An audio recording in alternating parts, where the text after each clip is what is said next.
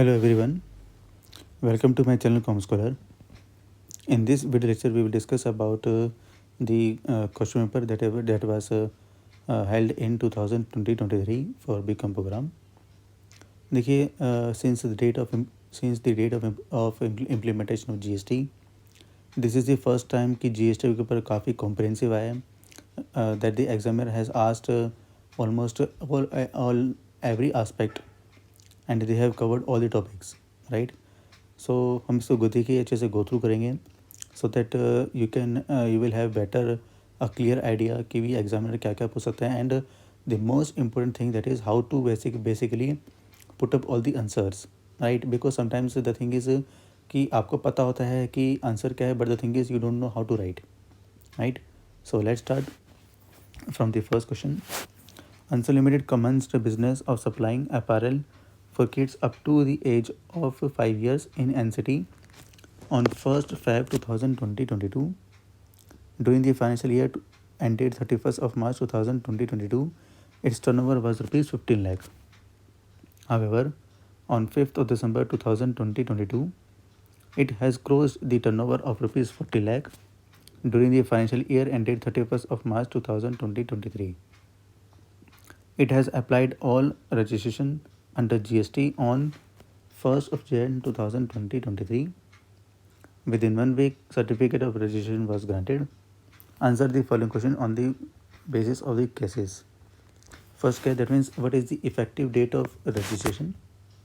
And second one is whether the company is required to issue revised tax invoice or not.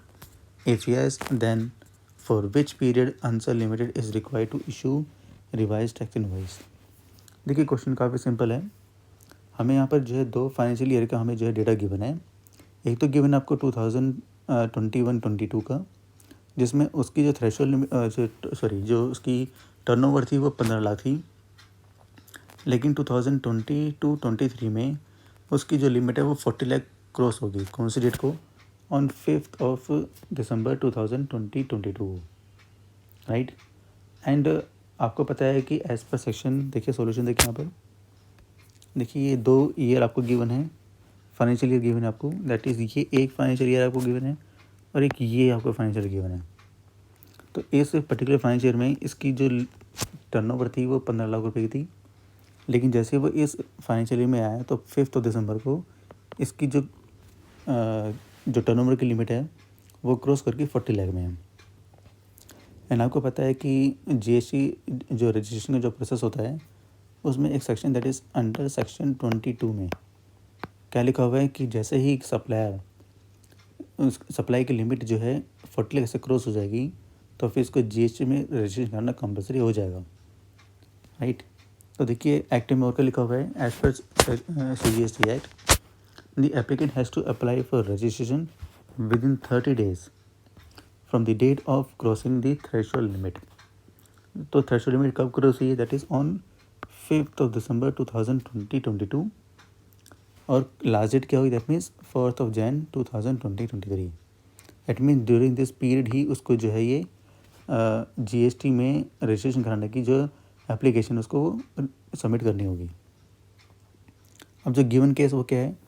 अब applicant ने जो है 1st Jan को apply कर दिया तो इसका मतलब उसने जो 1 month का जो स्टिपुलेटेड जो टाइम पीरियड था उसने उसमें अप्लाई कर दिया, राइट? एंड उसको सर्टिफिकेट भी मिल गया, कोई दिक्कत ही नहीं है.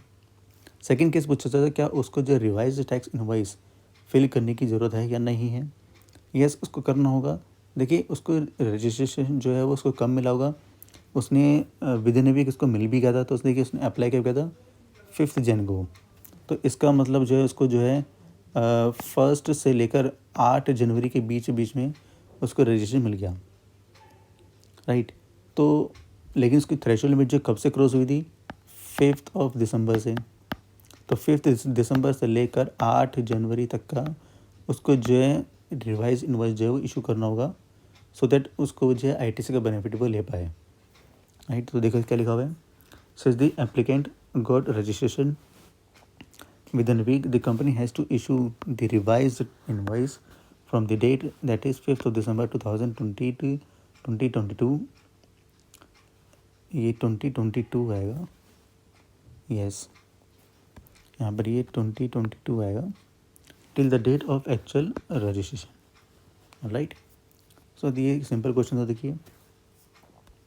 चलिए ना मूव टू क्वेश्चन नंबर, ये फर्स्ट का ए पार्ट था जो 6 नंबर का था। बी पार्ट देखिए यहाँ पर लिखा लगा, what do you understand by the term RCM and forward charge mechanism पूछा था आपसे। क्लासिफाई द फॉलोइंग ट्रांजेक्शन और एक्टिविटीज़ अंडर RCM FCM। देखिए पहले आपको समझाना है कि ये reverse charge mechanism, forward charge mechanism क्या होता है। उसके बाद जो फॉलोइंग ट्रांजेक्शन गिवन है उसमें आपको आइडेंटिफाई करना है कि which one is activities comes under RCM और FCM, राइट। देखिए रिवर्स चार्ज मैकेनिज्म आपको पता ही है कि जहाँ पर जो है टैक्स लायबिलिटी की जो पेमेंट की जो बर्डन है वो किसके ऊपर शिफ्ट हो जाता है, रेसिपिएंट के ऊपर। और जहाँ पर नॉर्मल सप्लायर में जाता है सप्लायर ही जो है वो गवर्नमेंट को जाके टैक्स पे करता है। देखिए रिवर्स चार्ज मैकेनिज्म में याद रखना आपको एक पॉइंट और लिखना होगा कि जहाँ पर जो है गवर्नमेंट क्यों लेके क्यों आई है ये पॉइंट, क्योंकि गवर्नमेंट जो है ये सब क्योंकि बहुत सारा मैकेनिज्म ऐसे हैं जहाँ पर जो गवर्नमेंट जो है टैक्स को मतलब जो टैक्स जो रिसीव करने का जो मैकेनिज्म है उसको स्मूथ करने के लिए गवर्नमेंट यहाँ पर जो है रिवर्स चार्ज मैकेनिज्म लेकर गया है। समटाइम्स क्या होता है कि सप्लाई टैक्स नहीं दे पाता तो फिर रेसिपिएंट को देना पड़ जाता है, राइट। चलिए अब देखते हैं इसमें कौन कौन से सर्विस या कौन सी ट्रांजेक्शन ऐसी है जो रिवर्स चार्ज या फॉरवर्ड चार्ज मैकेनिज्म के अंडर आती है। पहले लिखा हुआ है that means services provided by an author to publisher by way of transfer of copyright. देखिए इसका मैंने सोल्यूशन आपको क्लास में बताया था। देखिए इसको याद करने में आपको बता देता हूँ। आपको पता है कि कोई सिंगर हो, आर्टिस्ट हो या फोटोग्राफर हो। सिंगर जो है सर्विस किसको देगा, म्यूज़िक कंपनी को देगा। आर्टिस्ट परफॉर्म करेगा तो वो किसके लिए कर रहा है, प्रोड्यूसर के लिए। फोटोग्राफर फोटोशूट कंपनी को। यानी कि ये सब कौन हो गए, ये जो सब हैं ये सब कौन है बेसिकली, ये हैं रेसिपिएंट, ये है रेसिपिएंट। तो इन तीनों के केस में तो जो है वो RCM एप्लीकेबल ही होगा, उसमें कोई दिक्कत नहीं है। बात यहाँ पर हो रही है ऑथर और राइटर के केस में। इस केस में यहाँ पर जो है ऑथर और राइटर को जो है एक ऑप्शन दिया गया है कि आपको जो है in the beginning of financial year आपको एक डॉक्यूमेंट जो है वो डिक्लेरेशन देना होगा कि आप जो है टैक्स खुद पे करोगे या फिर जो है रिवर्स चार्ज मैकेनिज्म के थ्रू जाओगे, राइट। तो अगर मान लीजिए उन्होंने जो है कुछ भी नहीं दिया, यानी कि उन्होंने कोई फॉर्म में डिक्लेरेशन दिया नहीं है, तो बाय डिफ़ॉल्ट वो जो है वो RCM में काउंट हो जाएगा, राइट। अब आप देख सकते हो कि इसी क्वेश्चन में जो है यहाँ पर इन्होंने कुछ मेंशन नहीं किया कि ऑथर ने कुछ रिटर्न में लिख के दिया है नहीं दिया, तो उसका मतलब बाय डिफ़ॉल्ट क्या माना जाएगा, वो RCM ही माना जाएगा, राइट ना। Second one is services supplied by recovery agent to individual person. तो देखिए यहाँ पर देखिए इसका सॉल्यूशन, अगर कोई रिकवरी एजेंट है किसको सर्विस कर रहा है, बैंक को कर रहा है। देखिए रिकवरी एजेंट कौन होते हैं, आपको बताया था मैंने क्लास में भी। मान लीजिए बैंक का जो है NPA काफ़ी बढ़ गया, अब बैंक जो है यहाँ पर जो है जिनको लोन दिया हुआ उनसे पैसे वसूल नहीं पा रहा, तो एक तरह से कह लो ये वसूली भाई हैं, कौन, रिकवरी एजेंट। तो बैंक ने इनको हायर करा और बोला कि आप हमारे बिहाफ पे जाके कस्टमर से जो है पैसे ले वसूल किया हो। तो यहाँ पर ये यहाँ पर क्या बन गया, सप्लायर बन गई है, किसको सर्विस दे रहे हैं, बैंक को दे रहे हैं, ठीक है। अगर मान लीजिए सर्विस बैंक को दे रहे हैं तब तो रिवर्स चार्ज मैकेनिज्म होगा, बट अगर ये किसी और इंडिविजुअल को दे रहे हैं फिर क्या लगेगा, ये फिर फॉरवर्ड चार्ज मैकेनिज्म। इस केस में क्वेश्चन क्या बनता है आपको, किसको सर्विस प्रोवाइड करी है, इंडिविजुअल को करी है, तो इसका मतलब क्या लगेगा, forward charge mechanism. Next one, services provided by RBT terminal to an individual. देखिए इसका भी मैंने आपको ग्राफ के मेथड बताया था। अगर मान लीजिए कोई आरबीटी टर्मिनल या कोई सीनियर एडवोकेट सर्विस प्रोवाइड कर रहा है किसको, बिग बिजनेस एंटिटी जिसका लास्ट या टर्नओवर जो है वो थ्रेशोल्ड लिमिट क्रॉस कर गया, या फिर लॉ फर्म को दे रहा है जिसका लास्ट या टर्नओवर जो 22 लाख क्रॉस कर गया, तब तो रिवर्स चार्ज मैकेनिज्म एप्लीकेबल होगा। इनके अलावा किसी और का सर्विस प्रोवाइड करी तो फिर वो सर्विस जो है एग्जम्प्ट हो जाएगी। अब देखिए इस केस में क्वेश्चन में क्या लिखा हुआ था कि यहाँ पर किसको सर्विस है, इंडिविजुअल दी है। अब इंडिविजुअल कौन है, ना तो वो लॉ फर्म लिखा हुआ, ना ही कोई बिग बिजनेस एंटिटी लिखी है, कोई कंपनी एंटिटी कुछ नहीं लिखा, तो अदर केस में आ जाएगा, तो ये क्या हो जाएगा आपका, एग्जम्प्ट। इसी से रिलेटेड देखिए आपका एक फिफ्थ केस भी गिवन था, representational services provided by senior advocate to company. और यहाँ पर सीनियर एडवोकेट टू कंपनी हो गया। तो अब कंपनी में यहाँ पर देखिए दो केस बन सकते हैं। यहाँ पर आप दो तरह के आंसर लिख सकते हो। यहाँ पर वैसे आप यहाँ पर कंपनी लिखी, लेकिन कंपनी के बारे में ये लिखा कि क्या उसकी थ्रेशोल्ड लिमिट जो है वो क्रॉस हुई है नहीं है। अगर आप मानते हो कि उसकी थ्रेशोल्ड लिमिट जो है वो क्रॉस करेगी तब तो ये रिवर्स चार्ज मैकेनिज्म में चला जाएगा, राइट। बट अगर नहीं हुआ तो फिर वो अदरवाइज में चलेगा और फिर वो एग्जाम्प्ट हो जाएगा।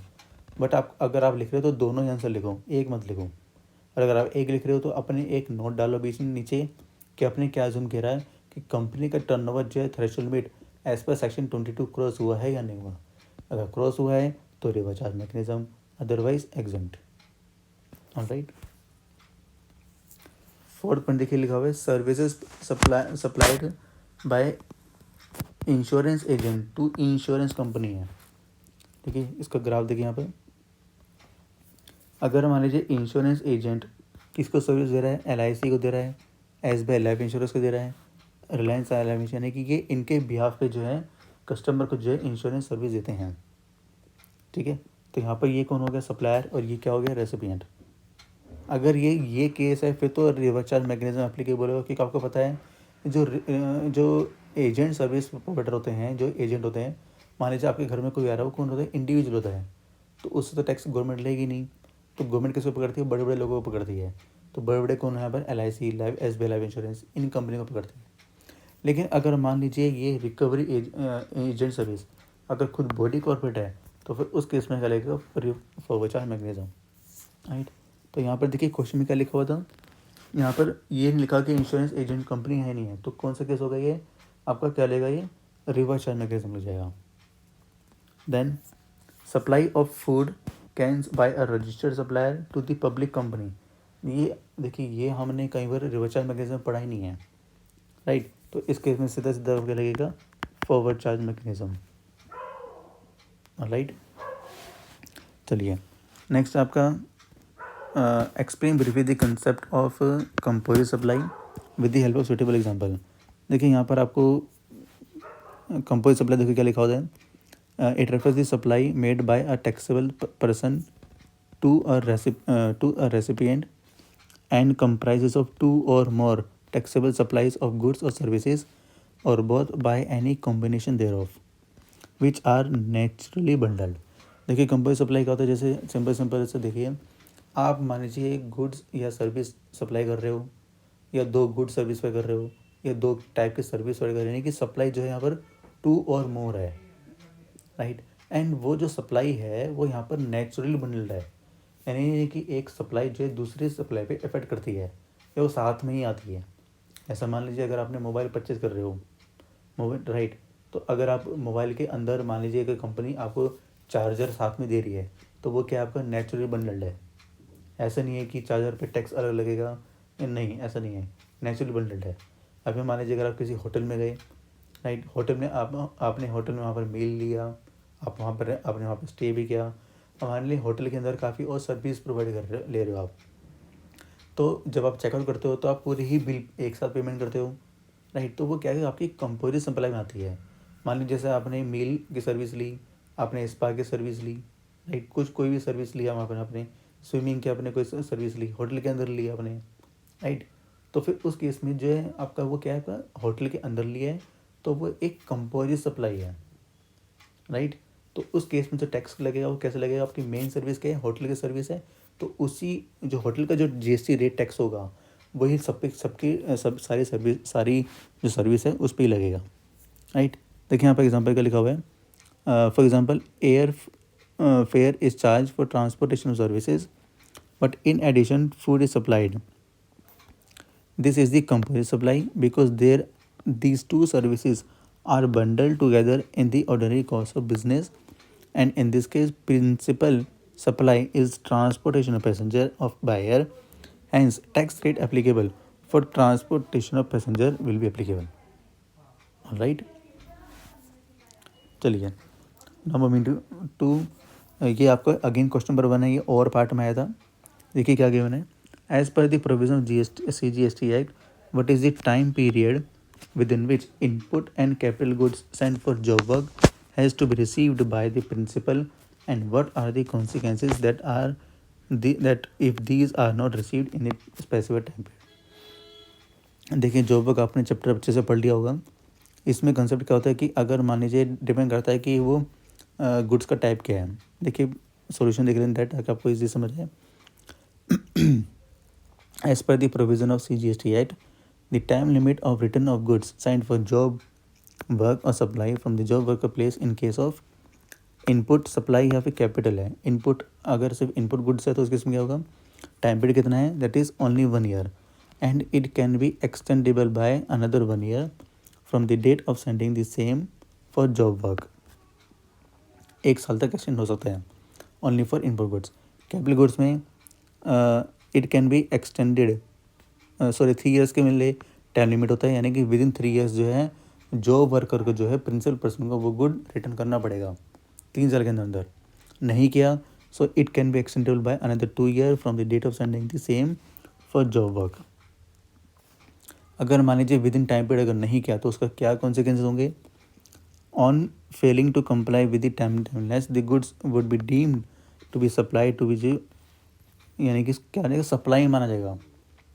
देखिए मैं जैसे क्लास में मैं एग्जांपल देता हूँ, ये मैं मान लीजिए आपके पास कोई गोल्ड का बिस्कुट है, राइट, बिस्किट आपके पास, आपने ज्वेलर को बोला कि इसको आप किसी गोल्ड ऑर्नामेंट में इसको आप जो है कन्वर्ट करके दे दो। तो गोल्ड बिस्किट तो वो आपके नाम पे है, उसकी पोजीशन आपके पास है। आपने इसको फॉर द टाइमिंग कुछ टाइम के लिए उसको जॉब वर्क कर दिया ताकि वो आपके लिए गोल्ड ऑर्नामेंट बना सके। तो ये क्या है, जॉब वर्क है। डिपेंड करता है कि अब वो आपको कितने टाइम पीरियड में वो आपको गोल्ड ऑर्नामेंट बना के देगा, राइट। तो ये डिपेंड करता है कि वो इनपुट गुड है कि कैपिटल गुड है, उस पर डिपेंड करता है। सेकेंड का लिखा हुआ है principal is liable to pay along with the, interest के साथ देना होगा।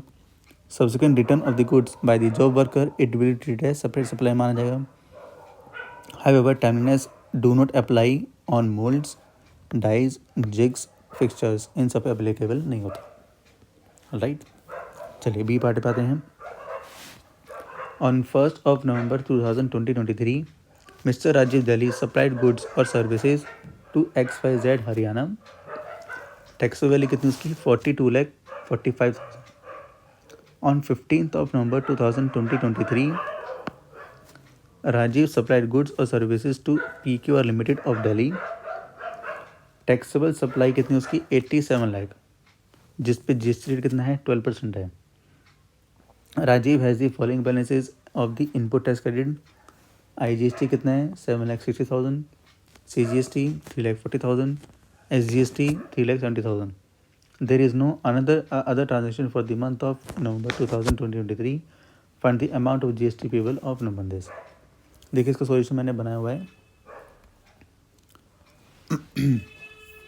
देखिए जो आउटवर्ड सप्लाई है, आउटवर्ड देखिए सप्लाई कितनी थी यहाँ पर, अगर आप ध्यान से देखिए तो जो इंट्रा स्टेट सप्लाई यानी कि इसके देखिए रजिस्टर्ड कहाँ पर है, वो दिल्ली में है, अब उसने हरियाणा में करा तो इंटर स्टेट होगा। तो आउटवर्ड सप्लाई में वो टैक्स कौन सा देगा, IGST देगा। कितने अमाउंट पे देगा, ये 42,50,000 पे देगा। GST रेट है कितना, 12% है। सो 12% ऑफ 42,45,000 अमाउंट कितना जाएगा आउटवर्ड सप्लाई पे, that is 5,09,400, right. Then intra पे यानी कि दिल्ली टू दिल्ली भी किया हुआ है, तो दिल्ली टू दिल्ली कितना हो गया, उसने सप्लाई कितना किया, 87 लाख, जिस पे GST कितना है, 12%। तो 6% for CGST and 6% for SGST। तो दोनों का जो GST का अमाउंट ये आ गया, ये हो गया outward supply. Then inward supply में देखिए उस पर उसके पास IGST भी है, CGST भी है एंड SGST भी है। तो हम जो इसका मैकेनिज़्म क्या होता है, पहले पूरा IGST जो है वो सेटअप होगा। देखिए IGST इनवर्ड सप्लाई में कितना अमाउंट है, 7,60,000 का है, राइट। तो पहले ये पूरा अमाउंट जो है ये अमाउंट पहले पूरा जो है वो सेटअप हो जाएगा। तो रिमेनिंग अमाउंट कितना रह गया, 2,50,600 का। तो ये पूरा अमाउंट जो है वो सेटअप हो गया। बैलेंस IGST कुछ बचा ही नहीं है, CGST उतना ही है एंड SGST भी उतना ही है। और अभी भी IGST का इनपुट अभी भी बैलेंस रखा हुआ है हाथ में। अब प्रोविजन के अकॉर्डिंग देखिए यहाँ पर CGST में इतना अमाउंट जो है वो सेटअप हो जाएगा, IGST वाला ही है। ये इतने में से इतना अमाउंट तो आपका CGST में सेटअप हो जाएगा और बाकी अमाउंट आपका HGST में चला जाएगा। तो देखिए बैलेंस अब कितना रहेगा, IGST नील, ये कितना का 340 एंड ये कितना रहेगा 4,53,400 का। पहले CGST यूटिलाइज होगा ओनली फ्रॉम CGST से, जो कि कितना अमाउंट है 3,40,000 पूरा सेटअप हो जाएगा।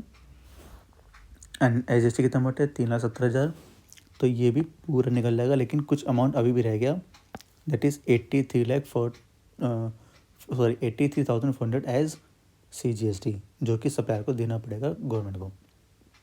Alright,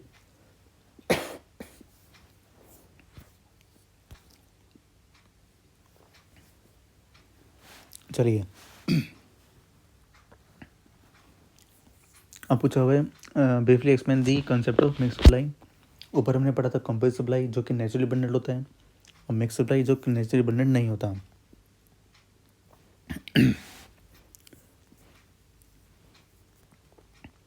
It refers to or more individual supplies, goods or service, combination thereof, made in conjunction with each other by a taxable person for a single price, where such supply does not constitute composite supply.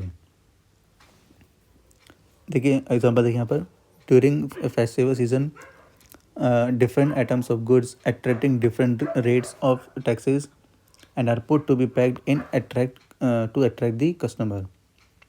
So in such a way, the highest tax rate applicable for any goods which shall be all of the bundle. देखिए जैसे Diwali festival होता है, मान लीजिए basket में कुछ sweets रखी हुई हैं, कोल्ड ड्रिंक रखी हुई है, को हैं एंड कुछ जो है पैक्ड प्रोडक्ट भी रखे हुए हैं। तो जब पूरा पैक होके आता है, वो किसी देते हैं एक कस्टमर को अट्रैक्ट करने के लिए कि आप पूरे बास्केट में ये सब आप खरीद सकते हो एक बार में, राइट। लेकिन क्वेश्चन ऐसा होता है कि इस पर GST रेट कौन सा होगा। देखिए आपको पता है इसमें जो है सप्लायर जो है इसको अलग अलग भी बेच सकता है, लेकिन वो इसको एक साथ बेच रहा है, तो अलग अलग बेच सकते हैं। तो इसका मतलब क्या है, that these supply are not naturally bundled. तो इस केस में क्या होगा, जो बास्केट में जितने प्रोडक्ट हैं उस देखेंगे किसी एक प्रोडक्ट में अगर हमारे जो हाईएस्ट रेट GST होगा ना, वो सबके लिए एप्लीकेबल हो जाएगा, राइट। चलिए now moving to question number 2। पहले पूछा आपसे दैट इज ई-वे बिल। देखिए ई-वे बिल का कंसेप्ट देखिए यहाँ पर बहुत इजी है, मतलब ये 2.5 मार्क्स का तो बहुत इजी पूछ लिए। तो ई-वे बिल आपको पता ही है that it basically creates an interface between the supplier and the recipient, कि भी गुड्स जो है मूव करते हैं from one place to another place, तो वो गुड्स जो हैं कैरी करता है, लोड में जाता है, तो वो जब ट्रांसपोर्टर के थ्रू जाता है तो उनको बताना पड़ता है रेसिपिएंट को और सप्लायर को भी वो कि वो गुड्स जो है कौन से गुड्स जो है कैरी कर रहा है ट्रांसपोर्टर, गुड्स कहाँ से कहाँ जा रहे हैं, रेसिपिएंट कौन है, राइट। तो उनको डॉक्यूमेंट्स के अकॉर्डिंग बताना पड़ता है। देखिएगा सॉल्यूशन लिखिए यहाँ पर, it is electronic way bill which is generated electronically. It is compliance mechanism wherein by way of digital interface the company causing the movement of goods. Then e-way bill भी portal पर upload करना पड़ेगा। It is concerned with the movement of goods and nothing to do with supply. Supply से मतलब नहीं, यहाँ पर सिर्फ मूवमेंट से मतलब है। It can be cancelled within 24 hours with the generation of the common portal in case of goods either are not transported or are not कुछ भी दिक्कत आ गई तो वो कैंसिल भी कर सकते हैं, राइट। तो मेनली आपको जो है मोटे मोटे तौर पे आपको ये सब आपको मेंशन करना है। देन आपका है that is bill of supply. देखिए बिल ऑफ सप्लाई पता है आपको जो है कब कब होता है, 3 केसेस में होता है। मान लीजिए अगर आप जो है किसी आप जो है सिर्फ और सिर्फ एग्जाम गुड सप्लाई कर रहे हो, या फिर या फिर आप सप्लाई कर रहे हो अंडर कंपनी स्कीम, या फिर आप सप्लाई कर रहे हो या फिर कोई अनरजिस्टर्ड सप्लाई पर्सन सप्लाई कर रहा है, किसको रजिस्टर्ड पर्सन को सप्लाई कर रहा है, तो उस केस में जो बिल ऑफ सप्लाईज को इशू करना होगा। देन क्वेश्चन नंबर सेकेंड का B part, Suraj limited is operating in the state of Haryana only During the financial year 2020-2023, the inward supply of company included one supply that is of rupees 5 lakh, on which tax is payable on the basis of reverse charge mechanism. बाकी आपको outward supply given है ये सब. क्या पूछा आपसे? There are two types of supply under RCM basis, namely inward and outward supply. Explain the indicate the amount of supply which will not considered while computing aggregate turnover. देखिए सीधे सीधे ये तो बच्चा भी आंसर देगा. टर्नओवर क्या होता है? आउटवर्ड. तो इनवर्ड वाले को तो आपको काउंट ही नहीं करना ना, सीधी सी बात है. आपको सारे आउटवर्ड ही काउंट करनी है. तो यहाँ पर जो रिवर्स चार्ज में जो आपने जो पे किया था eight the time of inward supply, वो काउंट नहीं होगा. बाकी जो आरसी में अगर आउटवर्ड सप्लाई पे है तो वो टर्नओवर में हमेशा काउंट होता है. Alright. Then what is the aggregate turnover as per expression 1. तो देखिए सब कुछ ही आता है. टैक्सेबल सप्लाई ये भी आएगा आपका, एग्जन सप्लाई भी आएगा, सप्लाई ऑफ गुड्स एजेंट ये भी आएगा आपका, ये भी आएगा. तो टोटल मिला के आपका ये हो गया that is 19 lakh. Then value पूछ रहे तो हमने बता दी. लिखा है on the base of aggregate turnover do you think Suraj limited is लेवल फॉर रजिस्ट्रेशन. नहीं, क्योंकि लिमिट कितनी होती है? That is 20 lakh. तो आपको पता ही है, ज़रूरत ही नहीं है. Then what will be your answer if in place of Haryana Suraj limited is operating in Nagaland. देखिए आपको पता है कि 4 स्टेट होते हैं आपके स्पेशल कैटेगरी कांग्रेस होते हैं, मणिपुर, मिज़ोरम, नागालैंड एंड त्रिपुरा. तो अगर नागालैंड में हो रहा है तो उसकी लिमिट क्या होगी? उसकी 10 लाख रुपये होगी. और and on the base of the company is required to get registration. देखो 10 लाख से क्रॉस हो गया, 19 लाख है, तो वो उसको रजिस्ट्रेशन करना होगा एज पर सेक्शन 22. ईजी है क्वेश्चन. देखिए देन और पार्ट में देखिए यहाँ पे क्या पूछा हुआ है. Casual taxable person and non resident taxable person कौन होते हैं? देखिए बहुत ईजी क्वेश्चन पूछ लिया. तो कैजुअल देखिए यहाँ पर जो कि बहुत सम टाइम्स के लिए जो है उन्होंने किसी और स्टेट में जो है वो जीएसटी में रजिस्ट्रेशन कराना चाह रहे हैं. जैसे देखिए मैं एग्जाम्पल देता हूँ मेनली ट्रेड फेयर का. मान जो कोई पर्सन है, सप्लायर है, उसका मेन बिजनेस मुंबई में है. नवंबर में हर साल दिल्ली में जो है ट्रेड फेयर लगता है, तो वो कुछ टाइम पीरियड के लिए दिल्ली में आके जो है वो सप्लाई करना चाह रहा है. तो अगर उसको दिल्ली में आकर सप्लाई करना है तो उसको उस पर्टिकुलर टाइम पीरियड के लिए जो है जीएसटी में रजिस्ट्रेशन होना होगा. बट वो उसके लिए क्या होगा दैट वो पर्सन क्या माना जाएगा? Casual taxable person. राइट. तो देखिए यहाँ पर क्या लिखा हुआ है. सिटी में means a person who is occasionally undertaken transaction involving supply of goods or services in the case of furtherance of business. Then a CTP cannot opt for company scheme or alternative company scheme. He has to apply for registration at least 5 days before commencing the business in India. यानी कि जब वो business start करना चाहता है उससे 5 दिन पहले उसके हाथ में जीएसटी नंबर होना चाहिए. Then NRTP that is non resident taxable person. ये भी जो है ओकेजनली जैसे इंडिया में आ रहे हैं, टेम्परेरी बेस पे आ रहे हैं और बिज़नेस करने के लिए आ रहे हैं और उनको कोई फिक्स प्लेस नहीं है इंडिया में. राइट. तो इस किस्म का देखिए NRTP can't go for company scheme, alternative company scheme. He has to apply registration at least 5 days before the commencement of business using a valid passport. A business entity established outside India has to submit application for registration along with tax identification number. Right. बस आपको ये explain करना है दोनों को और आपके 4 number पूरे. Then B part mention the cases in which registration is compulsory under section 24. कितना इजी क्वेश्चन पूछ लीजिए. क्या क्या कंपल्सरी केसेस होते हैं? मान लीजिए कोई नोटिफाइड हैंडीक्राफ्ट गुड्स में सप्लाई कर रहा है, कोई कैजुअल टैक्सेबल पर्सन है तो उसको जो है जीएसटी में रजिस्ट्रेशन करना कंपलसरी हो जाता है. अगर कोई आपने इनवर्ड RCM है तो भी जीएसटी में रजिस्ट्रेशन कंपलसरी है. NRTP के लिए कंपलसरी है. ई कॉमर्स ऑपरेटर के थ्रू अगर आप सप्लाई कर रहे हो तो भी जीएसटी में रजिस्ट्रेशन करना कंपलसरी है. अगर कोई पर्सन जो है TDS को काटना ज़रूरी हो जाता है तो जीएसटी में रजिस्ट्रेशन करना कंपलसरी हो जाता है. Then person who makes taxable supply goods और सर्विस और both on behalf of other taxable person, यानी कि एजेंट की बात हो रही है तो एजेंट को जो है जीएसटी में रजिस्ट्रेशन करना कंपलसरी होता है. देन इनपुट सर्विस डिस्ट्रीब्यूटर के लिए भी जो है वो जीएसटी में रजिस्ट्रेशन करना कंपलसरी होता है. देन कोई पर्सन है जो OIDAR, that means online information data access retrieval, जैसे कोई आप सप्लाई कर रहे हो थ्रू यूट्यूब, थ्रू इंस्टाग्राम, कोई भी सप्लाई कर रहे हो, ठीक है, तो उस केस में आपको GST में रजिस्ट्रेशन करना कंपलसरी हो जाएगा। ठीक है, सो देखिए कि काफ़ी सारे केसेस हैं जिस केस में जो है ये काम कुछ आता से under section 24। Then short note पूछा आपसे प्रोविजन असेसमेंट, देखिए क्या होता है। प्रोविजन असेसमेंट देखिए यहाँ पर दो केस मिलेंगे आपको। When the taxable person is unable to determine the value of goods, when the taxable person is unable to determine the rate of GST, तो उस केस में जो है वो प्रोविज़न जो है उसके लिए बन जाता है अंडर GST लॉ। देन हमें बताना है that means cognizable and non cognizable events क्या होते हैं। कोग्निजेबल इवेंट देखिए क्या होता है, it is the offence where a police officer has authority to make an arrest without a warrant in respect of cognizable offence. However, GST being a special legislation, only the officers duly empowered under the act can exercise his power. Right, that means एक authority दे दी है professor को कि अगर कोई GST में कोई fraud करता है तो विदाउट वारंट भी जे अरेस्ट हो सकते हैं। नॉन कॉग्निजेबल पुलिस ऑफिसर को जो अथॉरिटी नहीं दी गई है।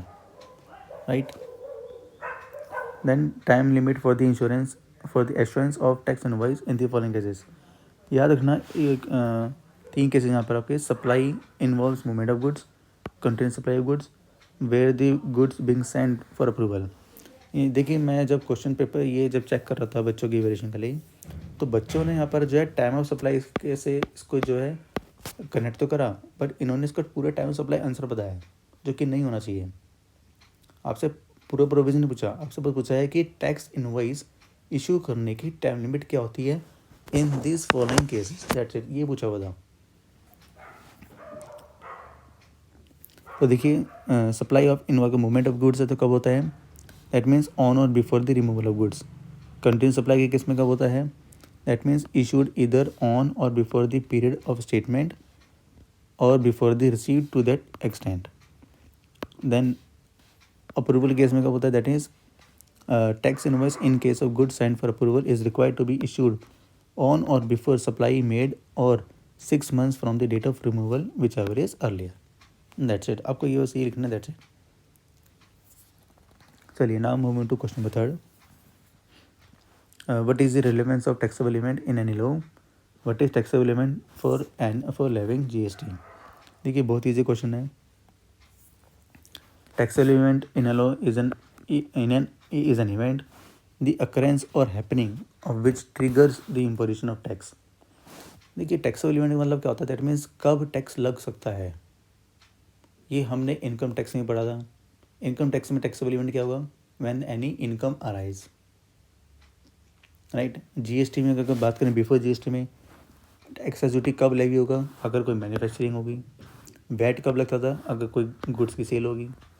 सर्विस टैक्स कब रहता था, अगर कोई सर्विस प्रोवाइड करता था, तो बिफोर GST होता था। बट आफ्टर GST क्या होगा, सिंपली बोलते हैं कि supply of goods and service होगा तो GST एप्लीकेबल हो जाएगा, एक्सेप्ट ऑन अल्कोहलिक लिकर और ह्यूमन कंजम्पशन। दैट्स इट, ये आपको लिखना था। चलिए ये हो गया। देन लिखना state with reasons whether the following transaction shall be treated as supply और नॉट। देखिए इसके लिए आपको देखो ये आपको अच्छे से पता होना चाहिए। सेक्शन 7 ये मैंने आपको नोट्स में दिए थे। पहले देखिए सेक्शन 7A में क्या बोला था, sale, transfer, barter, rent, lease, licensing, exchange, disposable permanent asset. अगर ये सब एक ट्रांजेक्शन्स है और उसमें आपका जो है बिजनेस और कंसिडरेशन दोनों इन्वॉल्व है तो फिर वो सप्लाई होता है। सेकंड पॉइंट में इम्पोर्टेशन सर्विस, अगर उसमें आपका जो है कंसिडरेशन इन्वॉल्व है तो सप्लाई माना जाता है। C पॉइंट में आपका परी है, P for permanent disposable, then A for agent, R for relative, I for importation service. Right, ये सब है। तो शेड्यूल के अकॉर्डिंग अगर मान लीजिए कोई बिजनेस एक्टिविटी इन्वॉल्व है तो फिर वो सप्लाई माना जाता है। राइट, ये मैंने आपको याद करने का तरीका बता रखा था। तो देखिए क्वेश्चन में क्या क्या पूछा हुआ है। मिस्टर ए पार्टनर है जो पार्टनरशिप फर्म में pays for architect service to miss Y in USA for his residential property. देखिए यहाँ पर मैंने देखा बच्चे कंफ्यूज हो गए सर कि सर ये तो कमर्शियल प्रॉपर्टी नहीं, रेजिडेंशियल प्रॉपर्टी है। नहीं, यहाँ पर क्या है कि मिस्टर ए ने जहाँ पर सर्विस इंपोर्ट करी है, कंसिडरेशन इन्वॉल्व है। तो देखिए यहाँ पर सेक्शन 7(1) बी के अकॉर्डिंग यहाँ पर जो है सप्लाई माना जाएगा। इम्पोर्टेशन सर्विस है, बिजनेस एक्टिविटी हो ना हो लेकिन कंसेशन इन्वॉल्व तो है, तो यहाँ पर जो है सप्लाई माना जाएगा as per section 7(1). Then second part, holding company provides corporate guarantee to subsidy company for enabling them to raise loan. यहाँ पर देखिए holding company to subsidy company कौन सी होगी, किस में आ गया आपका, ये रिलेटेड पार्टी में आ गया। ठीक है, तो अब यहाँ पर कंसिडरेशन हो ना हो लेकिन बिजनेस एक्टिविटी है तो फिर सप्लाई माना जाएगा।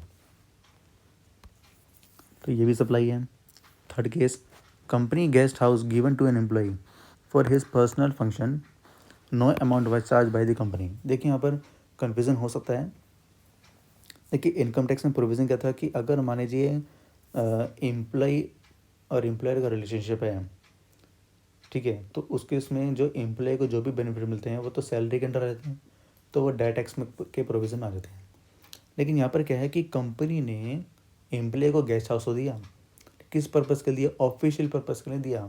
उसने किसी कोई पर्सनल फंक्शन के लिए दिया, ठीक है, और उससे कोई अमाउंट भी चार्ज नहीं करा।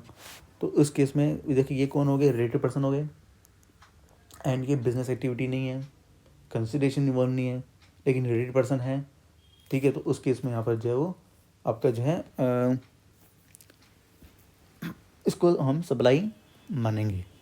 राइट, देखिए यहाँ पर that comes under service supply आपका जो है माना जाता है।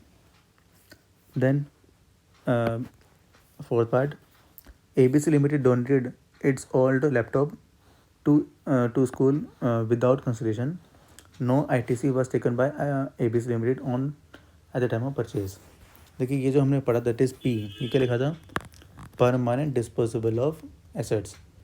इसमें क्या कैसे होता है, अगर मान लीजिए कोई पर्सन सप्लायर ने कोई कैपिटल से परचेज करी और उस पर ITC का बेनिफिट ले लिया और फिर बाद में उसको डिस्पोज कर देता है इवन विदाउट कंसिडरेशन, तो फिर वो सप्लाई माना जाता है। क्यों? क्योंकि उसने परचेज करते टाइम ITC का बेनिफिट ले लिया। लेकिन अगर मान लीजिए परचेज करते टाइम अगर ITC का बेनिफिट नहीं लिया तो फिर सप्लाई मानी नहीं जाएगी। तो यहाँ पर क्या है, ये सप्लाई नहीं होगा। ठीक है, तो इस केस में ये सप्लाई नहीं होगा। Then fifth part, X transfer 500 bonds आ गया। देखिए आगे पढ़ना ही नहीं है, सप्लाई ही नहीं है, काम खत्म। क्यों नहीं है, इसके रीज़न आपको देखिए लिखना पड़ेगा कि गुड्स की डेफिनेशन में और सर्विस की डेफिनेशन में साफ साफ लिखा हुआ है कि मनी एंड सप्लाई इंक्लूड नहीं होती। इसमें देखो लिखा हुआ money supply, money and securities include नहीं होती। राइट, ये लिखना होगा आपको एग्जाम में। देन और पार्ट का लिखा हुआ है, different methods of competition of VAT, which method of competition of VAT is similar to ITC under GST। तो देखिए यहाँ पर ये सब थे आपका मेथड्स ऑफ, आपको तीनों बताने थे आपको, क्या नाम है आपको, एडिशन मेथड, सबसेक्शन मेथड, आपको सब समझाने थे। राइट, तो यहाँ पर लिखा हुआ है कि अच्छा ITC कौन सा बोला था, अपनी जो इनवॉइस मेथड है वो आपका मोरलेस सिमिलर है ITC से। Right, B part, state whether state shall be the compensated for loss of revenue on account of implementation of GST। आपको पता है कि जब GST आ रहा था तो यहाँ पर जो है central government and state government के बीच में काफ़ी कंफ्लिक्ट अराइज हो गया था, क्योंकि GST का रेवेन्यू जो है कहीं ना कहीं किसी न किसी स्टेट को जो अफेक्ट कर रहा था। तो गवर्नमेंट ने उनको जो एक रिटर्न में दिया था कि ठीक है, अगर आपको कोई भी लॉस होगा तो इसका जो भी कंपनसेशन होगा वो सेंट्रल गवर्नमेंट देगी। राइट, लेकिन यहाँ पर क्या पॉइंट्स आपको ध्यान से देखने हैं कि यहाँ पर जो पॉजिटिव ग्रोथ रेट कितना था आपका, दैट इज़ 14%। बेस ईयर आपको पता होना चाहिए कि कौन सा बेस ईयर था, that is 2017। Right, positive revenue और कैलकुलेशन पर आपको बतानी थी। अगर आपने पॉइंट्स कवर कर लिए तो आपको पूरे सारे आंसर आपको मिल सकता है आराम से। चलिए फोर्थ का ये part, X Limited is engaged in supply of two different taxable supply, namely gym services, hair transplant services. It issued voucher of rupees 12,000 to Y on 12th of January 2023. The said voucher can be redeemed within 2 months from the date of such voucher for either of the two aforesaid services or partly for which of the two aforesaid services. X redeemed the said voucher on 1st March 2023 for hair transplant services online determine the term supply. देखिए आपको पता है कि voucher जो है दो तरीके से होते हैं, कुछ आइडेंटिफाइबल होते हैं, कुछ नहीं होते हैं. यहाँ पर जो है जो वाउचर दिए गए वो नॉन आइडेंटिफाइबल है, तो उस केस में जब वाउचर रिडीम करेंगे तभी जो इस पर टाइम सप्लाई एप्लीकेबल होगा. ऑलराइट, तो यहाँ पर आपकी जो डेट हो जाएगी रिडम्पशन की, दैट मीन्स कब हो जाएगी 1st of March 2023, that is the time of supply. Second case, Mr. A supplied goods to Mr. B on 20th June 2022. The GST rate on goods is charged from 12% to 5% with effect from 20th of Jan 2022. Mr. A issued invoice on 21st of June 2022 and payment कब करें इसके booking bank account में 30 जून को. देखिए इसमें आपको मैंने table के थ्रू भी समझाने की कोशिश की थी. जैसे मान लीजिए ये आपके लिए ग्राफ है, ये आपका क्या आपका रेट जो है वो चेंज हो गया, दैट इज़ फ्रॉम 12 to 5%. पहले लगता था 12% और अब लगा 5%. ये क्या आपका date of change in GST rate, right. तो यहाँ पर देखिए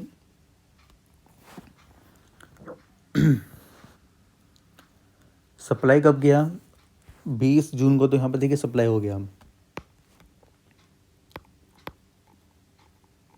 सप्लाई कब हुआ 20 जून को, 20 जून को सप्लाई हो चुका था. और लिखा हुआ है जीएसटी रेट एप्लीकेबल, ठीक है. कब हुआ ऑन 28th ऑफ जून को, 28 जून को जो है जीएसटी रेट चेंज हो गया.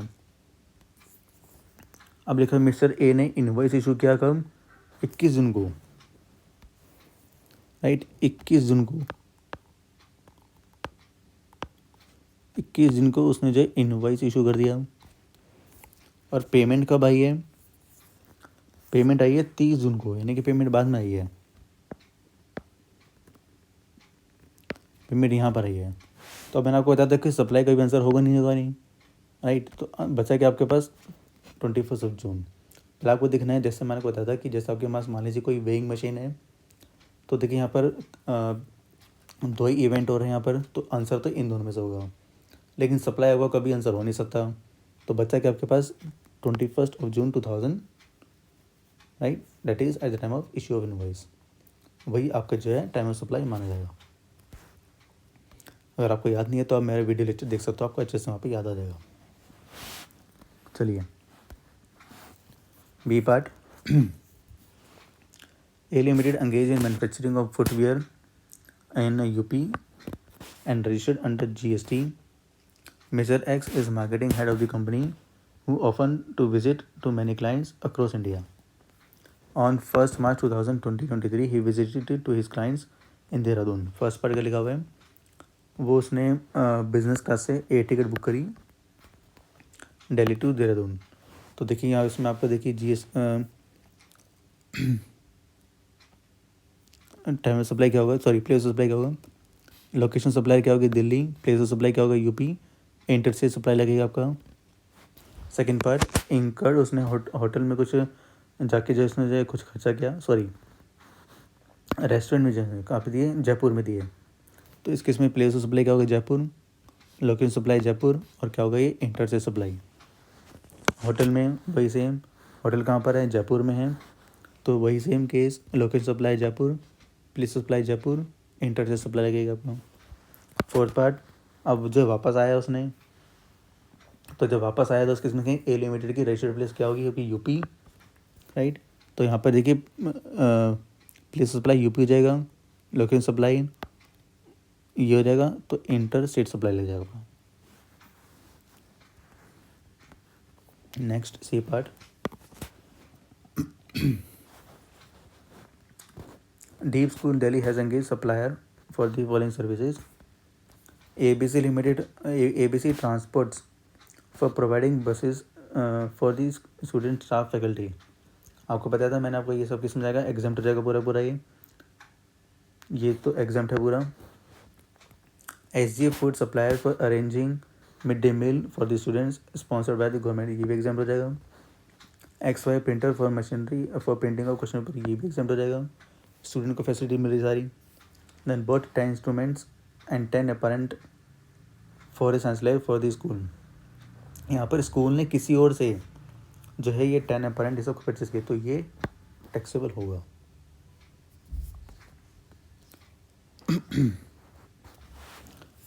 नेक्स्ट देखिए, messrs XYZ from north provides a notebook to a government school in Delhi, price of each notebook is 60, school purchase 4500 notebooks on this date, ₹30 per book was paid by the Delhi government, subsidy दी है। 20 notebook was paid from the funds NGO के हिसाब से, अच्छा जो USA में है। Notebooks were given to the children at the price ₹10 plus GST। तो बताओ टैक्स, अच्छा आपसे बस टैक्स आपसे पूछ रहे हैं कि इसमें वैल्यू सप्लाई क्या होगा, तो आपको पता ही वैल्यू सप्लाई क्या होगा, ईजी है। देखिए वैल्यू पर बुक की वैल्यू कितनी टोटल नोटबुक दी है 4500, वैसे कितनी 60 की थी, लेकिन स्कूल के बच्चों को कितनी मिल रही है 10 मिल रही है, लेकिन यहाँ पर जो है जो अगर सब्सिडी अगर गवर्नमेंट दे रही है तो वो एक्सक्लूड होगा, बाकी सब ऐड हो जाएगा। तो बचा कितना 30 के हिसाब से, तो वैल्यू कितनी होगी 1,35,000, उस पर GST रेट अप्लाई हो जाएगा। दैट्स इट, सिंपल है। देखिए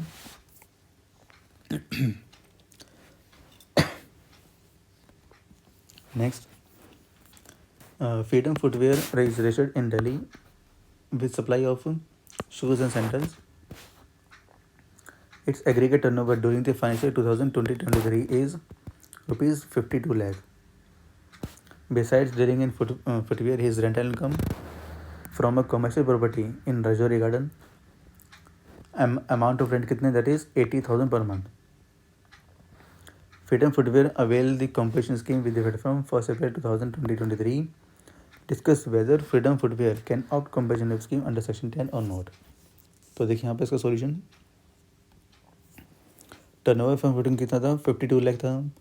अगर वो रेंटल सर्विस लेता है तो उससे इनकम कितनी आएगी 9,60,000 की। टोटल जो टर्नओवर उसका कितना हो जाएगा 61,60,000 का। और आपको लगता है प्रोविजन के अकॉर्डिंग देखिए ये वाली सर्विस इसकी लिमिट चेक कैसे करते हैं हम 10% ऑफ टर्नओवर, यानी कि इसी अमाउंट का टर्नओवर कितना लेंगे 10% आएगा यहाँ पे, और 5 lakh whichever is higher.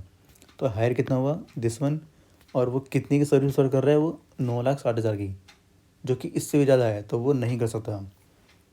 तो आंसर क्या जाएगा, दैट मीन्स अब this person can't opt for composition levy scheme.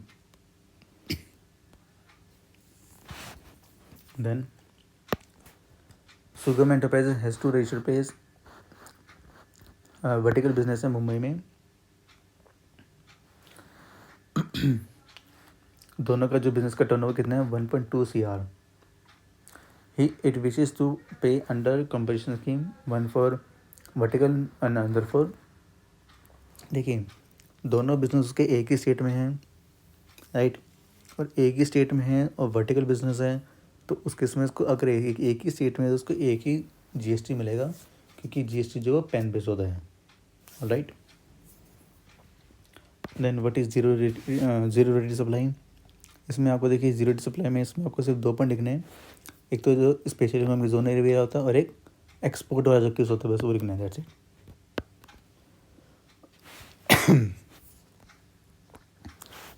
अब आपका देखिए क्वेश्चन नंबर 5 आ गया।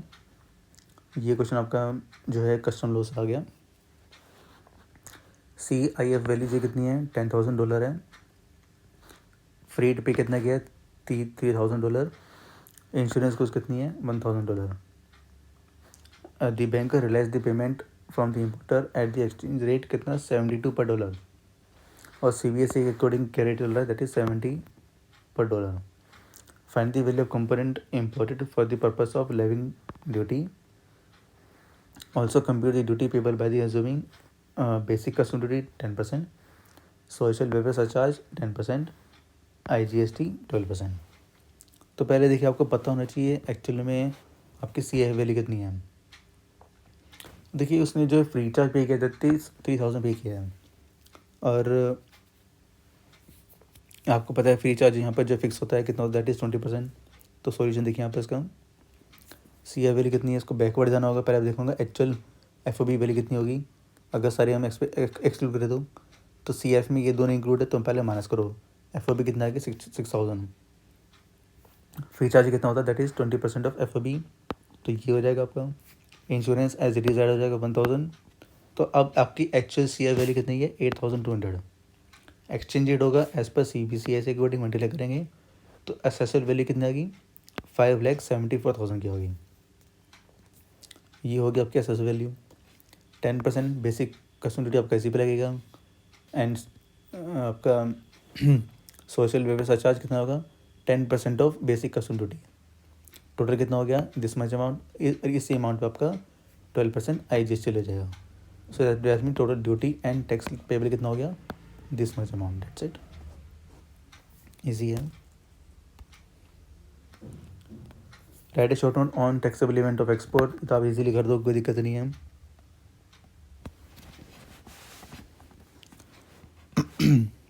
आपको बताना है, आपको याद होगा हमने जो इंडियन टेरिटरी वाला पॉइंट जो पढ़ा था हमने वो एक्सप्लेन कर देना. आप इसमें कुछ है नहीं इसमें तो आपका.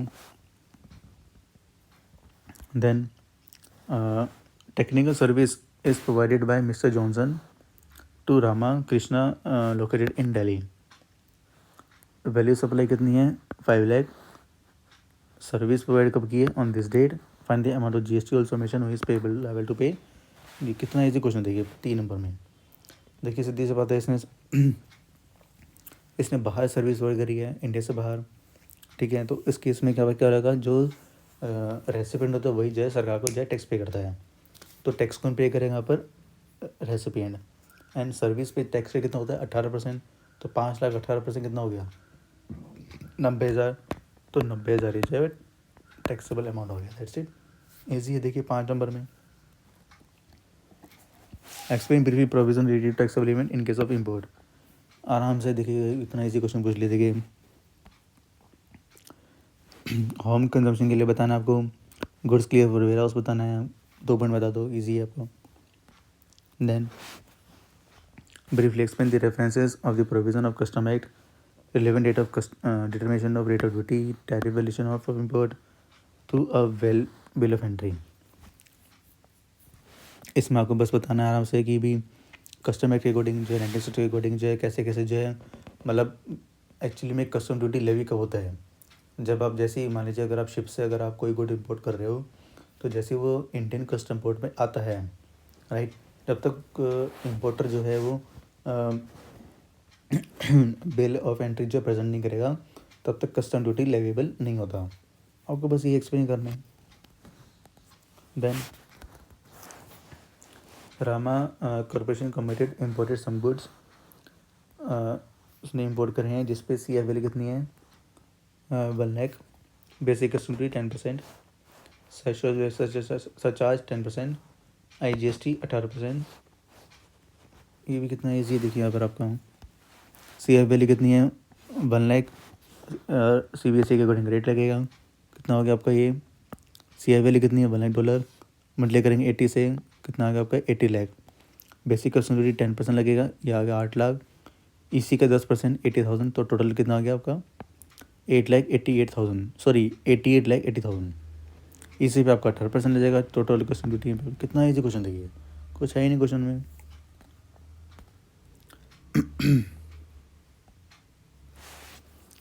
लास्ट पेज आपका messrs Lakshman and sons registered in Delhi owns a registered restaurant named as Yummy food.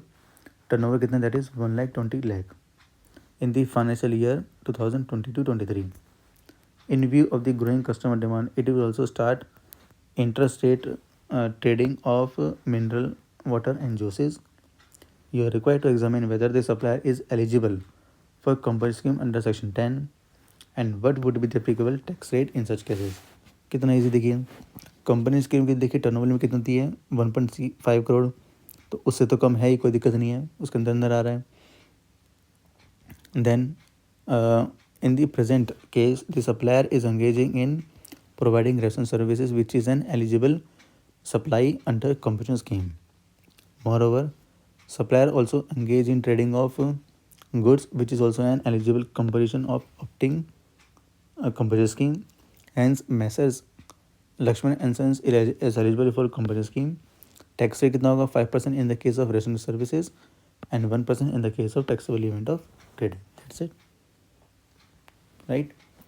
सो आप क्वेश्चन क्लास आप देख सकते हो कि यहाँ पर जो है हर तरह के देखिए क्वेश्चन पूछे गए हैं, हर चैप्टर से पूछे गए हैं.